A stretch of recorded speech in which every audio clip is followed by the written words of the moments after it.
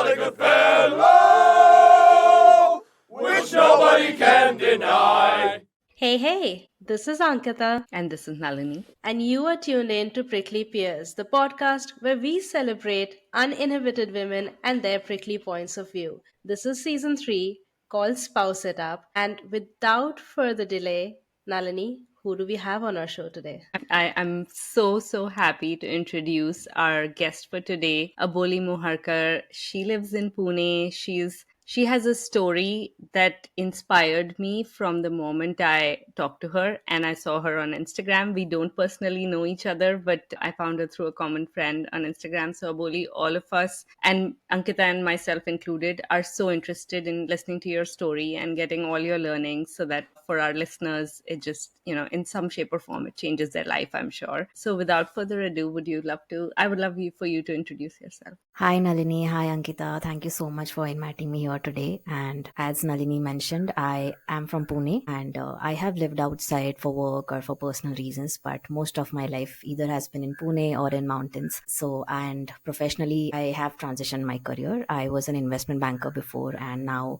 I moved into the field of mental health, and I am also a certified mountaineer, so that's like one of my hobbies that I pursue. And yeah, I'm really looking forward to unfold this conversation. And before we get into more, tell me, you did a big mountaineering expedition recently, right?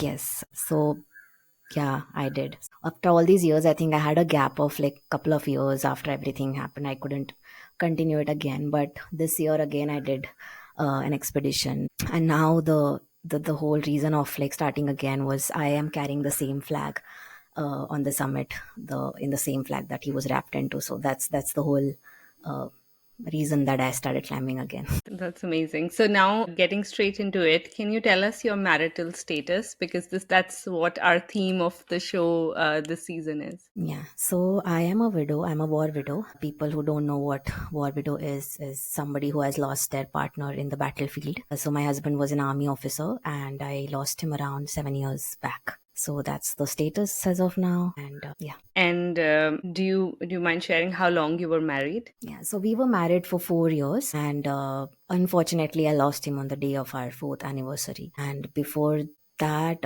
we were dating for 7 years almost. So it was all 7 years of long distance, and then we got married. So yeah, like all the fairy tale kind of a thing that was the first boyfriend got married to the same person. And yeah, we had a long, around more than 10 years of relationship. And what age were you when you got married? I was 23, And when you met, you were in your teens? 17. So like a love story for the ages when you think about it. Yeah, Um, absolutely. Jumping into, we will cover this in more detail anyway, but tell us a little bit about when you were growing up, Aboli, because you met the love of your life at 17. That's very early. So while growing up, what did you think of marriages and life partnerships, and what did you expect out of something like this? Yeah. So I think now when I look back, I definitely know that I was looking forward to get married. I was looking forward to have a relationship. And I think one of the major reasons was the exposure that I got or know about a relationship or a marriage was through my parents, and looking at them, looking at their relationship, that always gave me that kind of an assurance that okay, marriage can look good, and because they are really good friends and they still have that all that kind of a bond and rituals of their own, and the way they share that relationship. So it's a very conventionally gender role based marriage, but there's still a lot of respect. So that always gave me that sense of assurance that okay, this is something that I would like to consider. But for me, I think the marriage came in the picture because of the long distance, and then when we got the chance to live together, unfortunately in armed forces, if you want to live together with the person you love, you have to be married. And then it was it for us, like because that was like a next step that was necessary to live together after all these years of long distance. So I think that's how it started for me. So at the end of the day, it was the paper that you have to submit to the army. What is it called? Part two order? Is it still Yeah, called the that same? border. Part Yeah, two order in the army. Part two order means you've, I don't know, begun the second part of your life or something. I wonder where that even came from. But if you have a part two order is when you can get an accommodation, right? yeah. Yeah, and then you can officially like live together. Yeah. Anyway, so with that, you got married to your childhood sweetheart. Everything was lovely, I imagine, at the time. And did marriage turn out to be what you had imagined in the past? For me, definitely yes, because we had waited like long enough to know that, how is it to live together finally. So for me, I think I realized my primary expectation was to be with the person, to create that home together and get to share that space. But as soon as I got married, I think I got the reality check of being an army wife, about how am I expected to be, how society is expecting me to be in a certain way, even as a woman, because now I'm a married woman. So all of that came as a little shock to me, because I still remember the first time when I reached there, the location where we were posted, and it was a small town in Jammu Kashmir. And when I attended the first event and I came back home crying, because everybody there was calling me Mrs. Praful, and I was like, why nobody's calling me Aboli? And that felt like a threat for to my individuality, and I felt very bad that day, that okay, this is how my life is going to be now. So honestly, I always had that internal conflict, especially being an army wife, because I grew up in a household where there was no discrimination between me and my brother. We were raised very equally. I never remembered that something that my parents stopped me doing from just because I'm a girl. So coming from such background and then coming to such a community where it's pretty gender based, it's pretty much clear about what role an army wife does and what role is an officer playing. So for me, it was a bit difficult. Also, I think I had a very different interests. Like when we were living together in Kashmir, for me it was like, okay, this is a good time. So Praful kind of suggested that, let's just start getting on your professional courses of mountaineering. So we started preparing for that. So I used to be out for months climbing mountains, coming back all tanned and like completely exhausted. And then in all of that between, I was attending army events and doing all the welfares and parties and all those kind of things. And for me, it felt like a very different experience. But now, just talking about the sense of community that army holds, I think it's very profound, it's beautiful, and it's those bonds are unshakable, because even after so many years, I still have a lot of support. I still have a lot of good healthy relationships with the forces and the families that I've lived together with. So that is definitely there. But yeah, I mean, looking at the whole conventional image of an army wife, I always struggle to carry that. Could you share a little bit about your professional arc? Because in my head, I'm trying to calculate. You got married at 23, Yeah. moved to this small village at that age. How long were you there? And were you working at that point of time?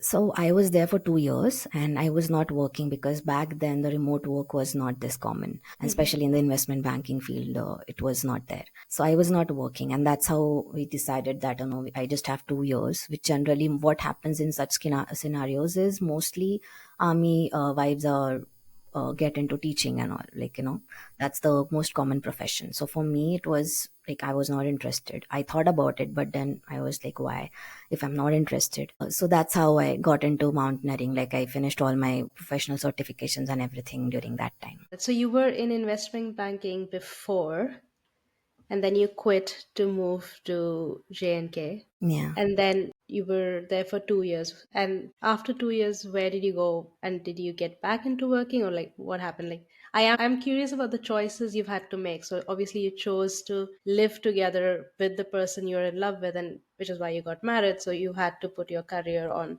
pause. Yeah. But then like how long and how did that go? Yeah. So I came back to Pune. I started working again. So life started again how it was before I got married. So again, I was working in Pune in another investment bank, and the Mhm. long distance started again because he was then back in the field. Got it. Okay. And was this tenure the tenure where you lost him? The No. field tenure after? Yeah, field tenure. Yeah. Not when we lived together. Yeah. So the second, like the one where you were living in Pune, are you Hmm. comfortable sharing what happened? Yeah, yeah, of course. So when I moved back to Pune and I was working and we had again a long distance relationship, he was there in the field. After 2 years of that, one day I got a news that he is no more. I was aware about the criticality and the condition over there. Of course, they don't share everything, but I had an idea because I mean, it was a critical posting, but I never expected that, because just being aware is different. And this is something that you can never be prepared for.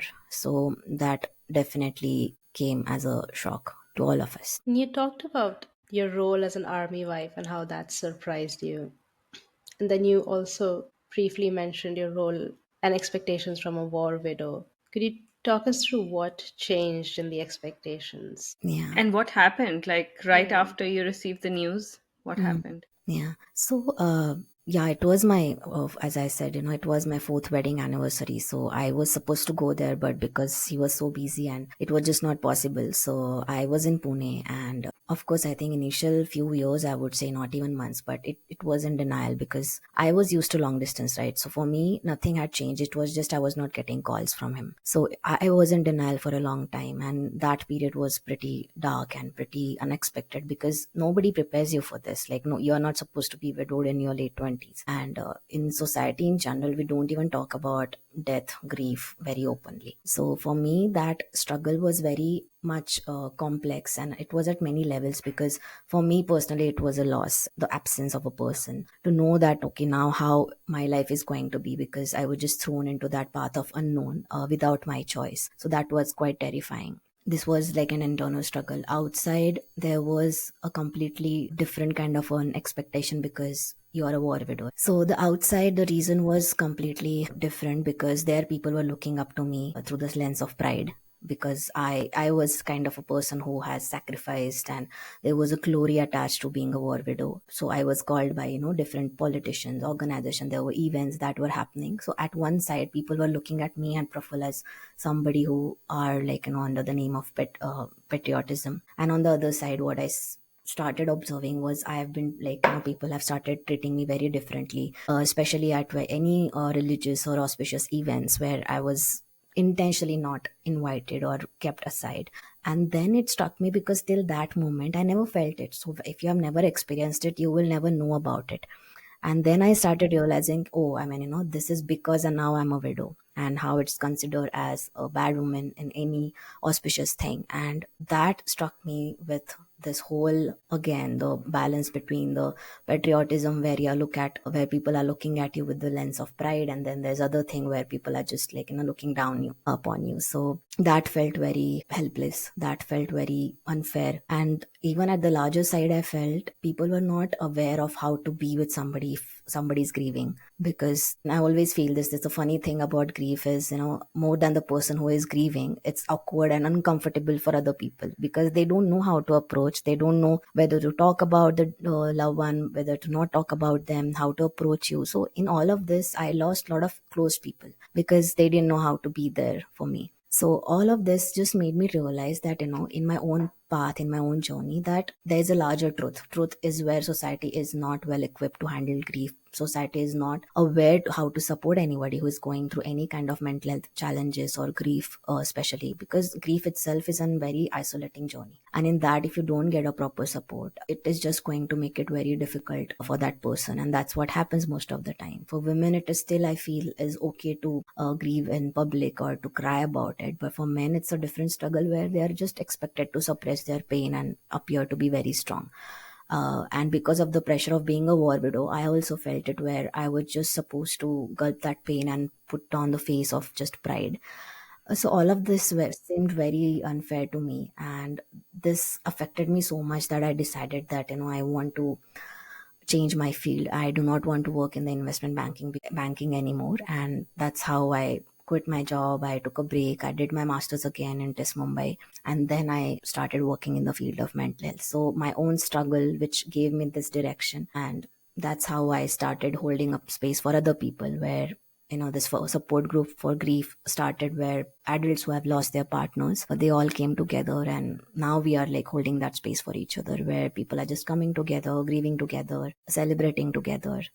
Yeah, that's just an attempt to give people that space which I did not get when I was going through that phase. And what do you wish was different? We will come to your, what you do now, which is such a, I think it's such a grace to humanity. What you do, such a humanity should be grateful that there are people like you. But at the time when you were going through this, what, like if you had to be the person dealing with someone what you were going through, what would you wish was different at the time? Yeah. So I think just letting that person be, I mean, letting that person grieve, because again, till now, culturally, religiously, we all are allowed to grieve till what 13th or 14th day in Hinduism, and after that you're just supposed to not talk about this person or not talk about your grief and just push it under the carpet and let that person, like, having that pressure of just being normal again. For women especially, the pressure of, like, now just move on, so that pressure is another thing. And so all of these things, I feel,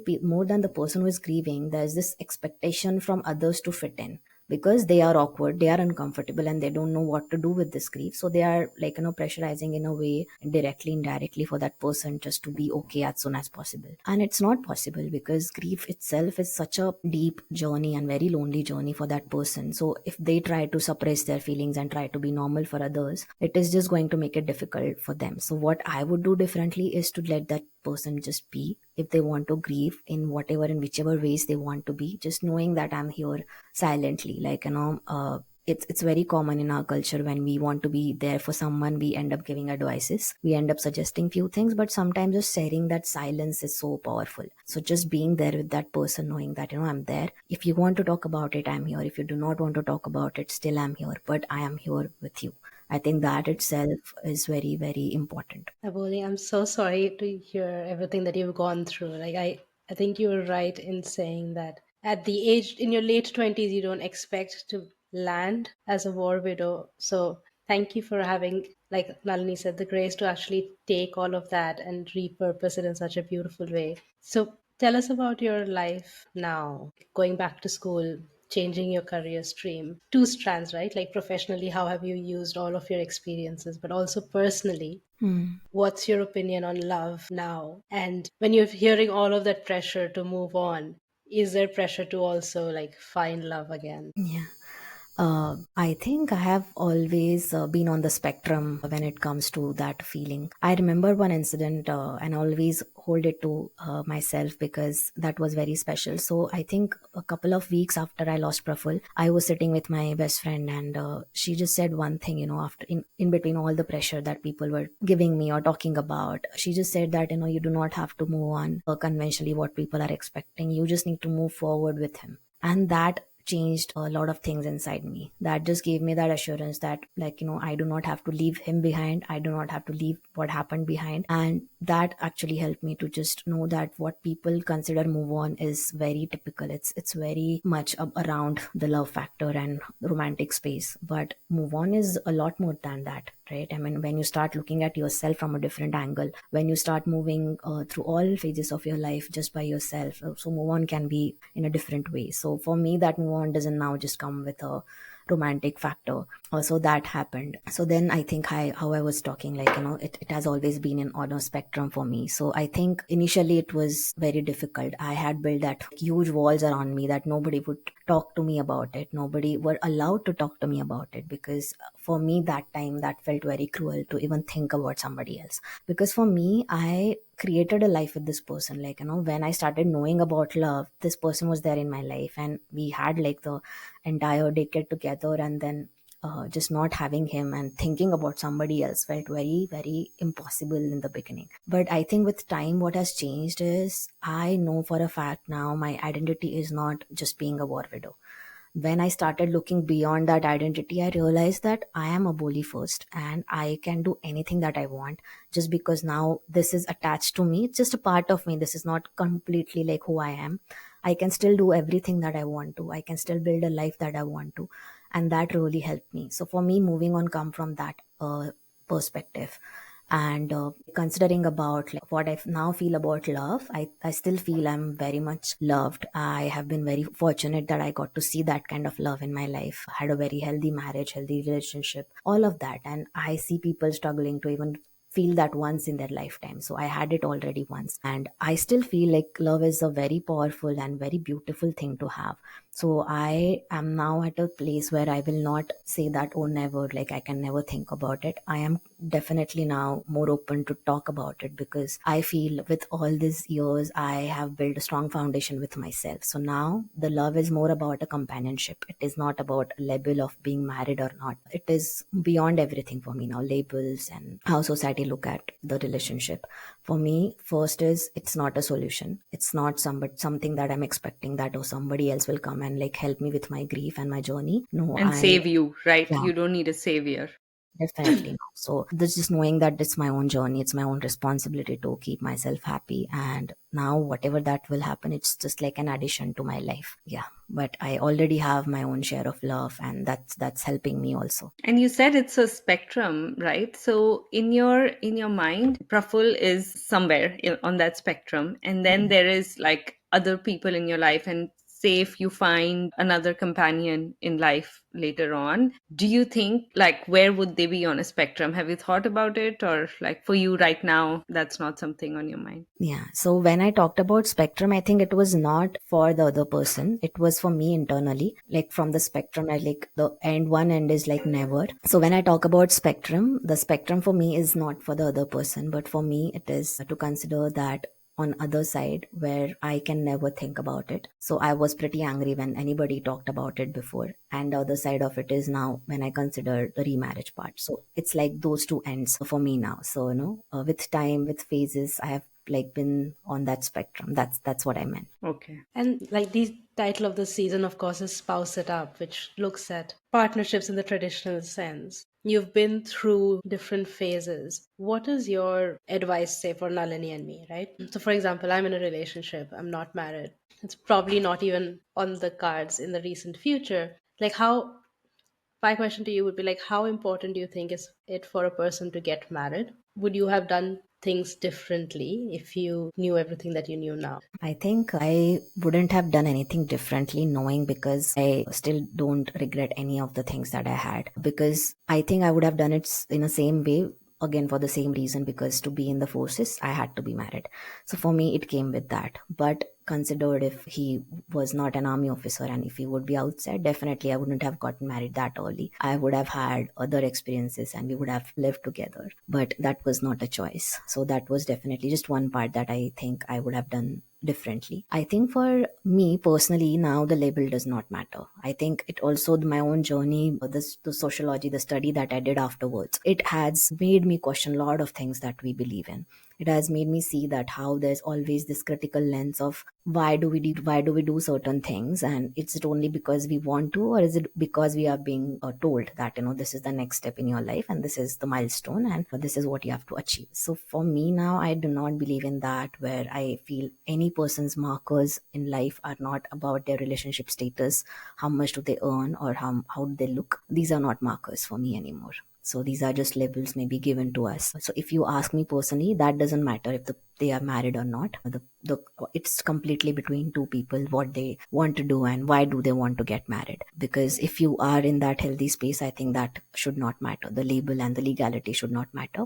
There might be multiple reasons, as in India, it's still very difficult to live together and have children if you want to have family without getting married.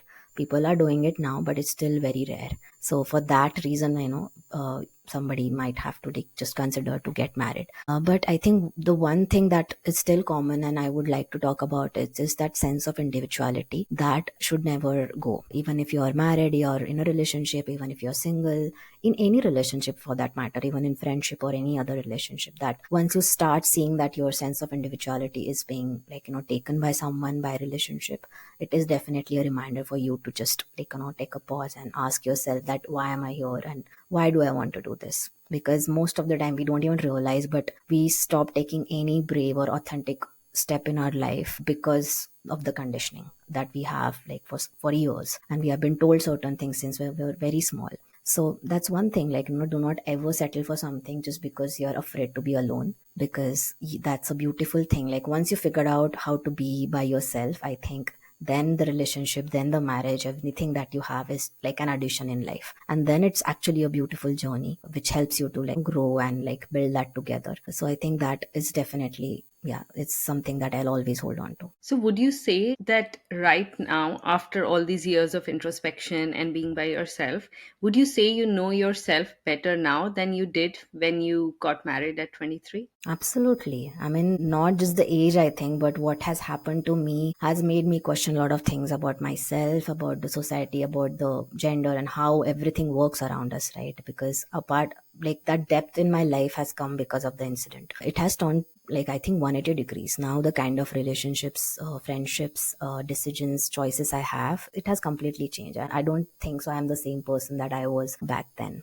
I was not questioning enough, I feel. And this takes me, sorry, Ankita, one last. This takes me to a learning that we got from our previous season. You know, we talked to Namrata Kohli in our previous season, who underwent a near-death experience herself. And right at that point is when she started questioning all the things in life. And even with your story now, I feel like something like major, traumatic, big, life threatening, life changing needs to happen for us to start thinking so deeply about why we are here. This, like, it almost makes no sense, right? But that's what happens today, that we're so busy living our lives at the pace that we do things without questioning until something groundbreaking happens. But I wish people listening to this take a pause wherever they are, take a pause and just, dedicate those 5 minutes a day, or even right after you listen to this, to think about where you're going and the decisions you're making and where they're taking you in the long term.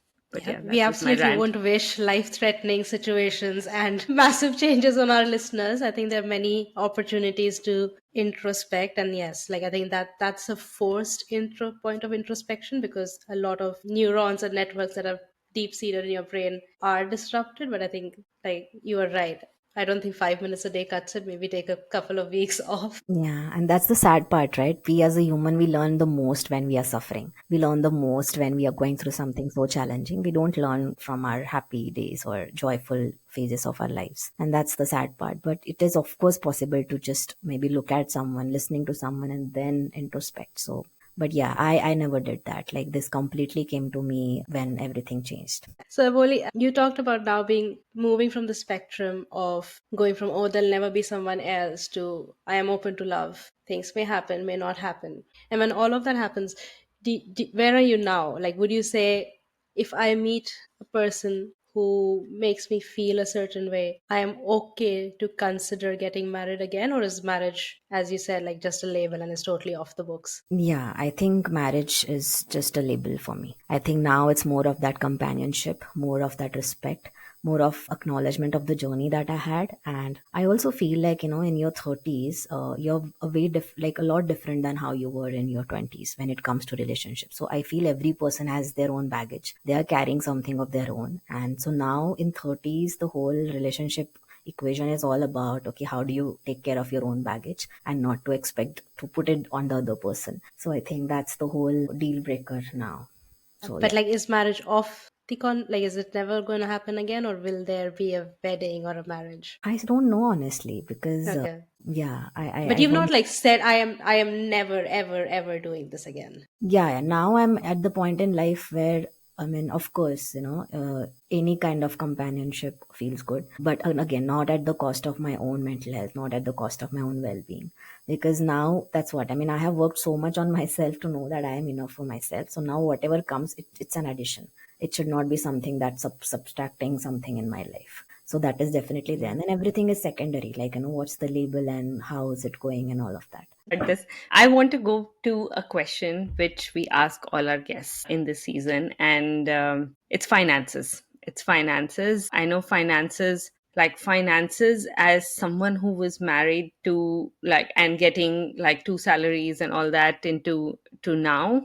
How have you dealt with it? Do you have any tips for people on that? Whatever you want to share. Yeah, so I think for me, honestly, nothing has changed much because of the field posting and because of my background in investment banking. I was the one who was handling it anyway.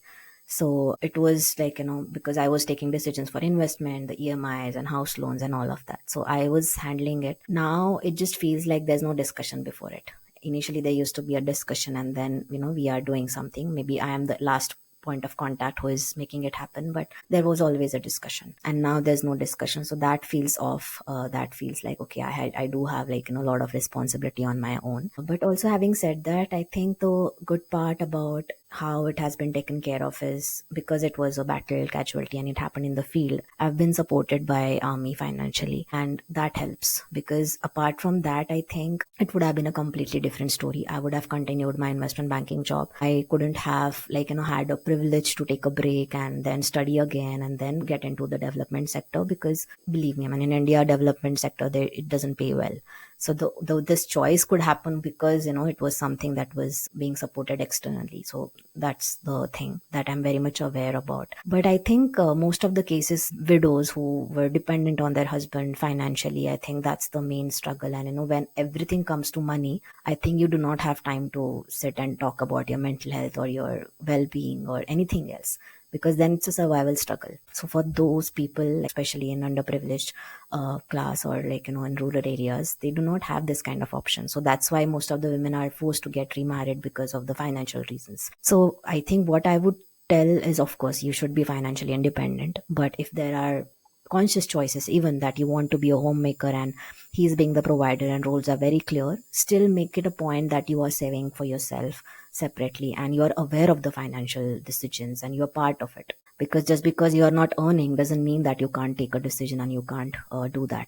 So that is definitely required, where you save up for yourself and take that decision and participate in that. And I mean, just to quickly share, I know we're almost at time, like sharing a personal experience. I grew up as an infantry kid where my father would get field posted every 3 years for 2 years. That's how it works, right? So every time he was to go to a field posting, he would sit me and my sister and my mom down. So hoping that at least one of the three of us will remember where, which bank do we have an account in, and then he would take a quiz, what is the name of my insurance provider, where what if I'm not there anymore, who will you contact, what will you do. So we had an SOP of things that, like, we would, and mom would make us revise and practice like a test. Okay, do we remember everything every single time dad went on a field posting, because we didn't know when something like this would happen. Now, like, cutting to the civilian world, like, because I'm wired that way, that I, like, I have a Google Drive and a Google Doc for my parents and my husband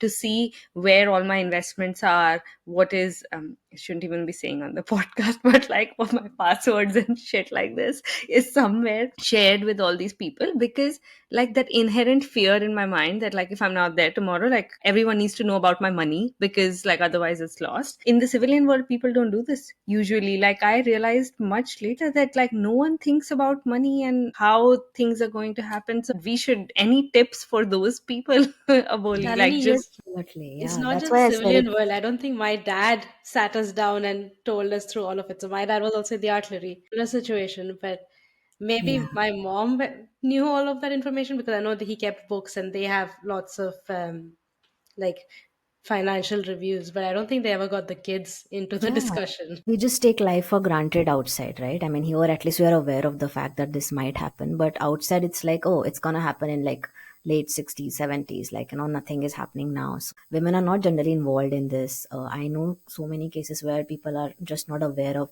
the taking decisions for investment, the EMIs and house loans and all of that. So I was handling it. Now it just feels like there's no discussion before it. Initially there used to be a discussion, and then we are doing something. Maybe I am the last point of contact who is making it happen, but there was always a discussion, and now there's no discussion. So that feels off. That feels like, okay, I do have, like, a lot of responsibility on my own. But also, having said that, I think the good part about how it has been taken care of is because it was a battle casualty and it happened in the field. I've been supported by army financially, and that helps, because apart from that, I think it would have been a completely different story. I would have continued my investment banking job. I couldn't have, like, had a privilege to take a break and then study again and then get into the development sector, because believe me, I mean, in India, development sector, there, it doesn't pay well. So this choice could happen because it was something that was being supported externally. So that's the thing that I'm very much aware about. But I think most of the cases, widows who were dependent on their husband financially, I think that's the main struggle. And when everything comes to money, I think you do not have time to sit and talk about your mental health or your well-being or anything else, because then it's a survival struggle. So for those people, especially in underprivileged class, or in rural. I wanted to end the episode with a few key takeaways that I learned from Aboli's story, whose story is much more than just being a war widow. Her story is that of a young woman who fell in love at a time very early in life, and they had no choice but to get married because the army and the regulations of the government, they had to get married to live together. But what she said about taking a step back and thinking about spouses, the person you want to marry, and thinking about your own individuality when you're getting into a marriage, either really early as her or later in life. It's a decision that we all need to just take very carefully and being cognizant of everything end to end. And marriage also comes with risks like your spouse being no more or having to separate or anything in between. And that's something that none of us are actively thinking about on a day-to-day basis, as we shouldn't. But the part about finance and the things that we should be careful of, should be sharing with our family all the time, whether it comes to where your finances are, what your savings are, what your insurances are. How would you live if one of you in a marriage did not exist tomorrow, right? Like, it's a scary thought, and it's okay to push it to the back of the mind on regular days. But as I was saying, I grew up as an army kid, and people do plan things in advance when you're in that life and death situation, as there is the case today with the India and Pakistan war impending, and lots of lives being lost, whether it's civilian or army or navy or the Air Force. We just need to be cognizant of how that affects family lives, and how, as functioning family units or as spouses, we support each other and support the society while we go through this. So I hope you all found this useful. It was a very, very emotional episode for me, given what's going on in the world today. But we're very thankful to Aboli again for spending all this time with us. She does run a grief support group for people who have lost their spouses, young or whatever age. And we're putting all the links to her paper, her research on being a widow, and especially being a war widow, and also her support group, if you wanted to join her or just follow her on Instagram to know what happens next in her life. Feel free to do that. And with that, we're out.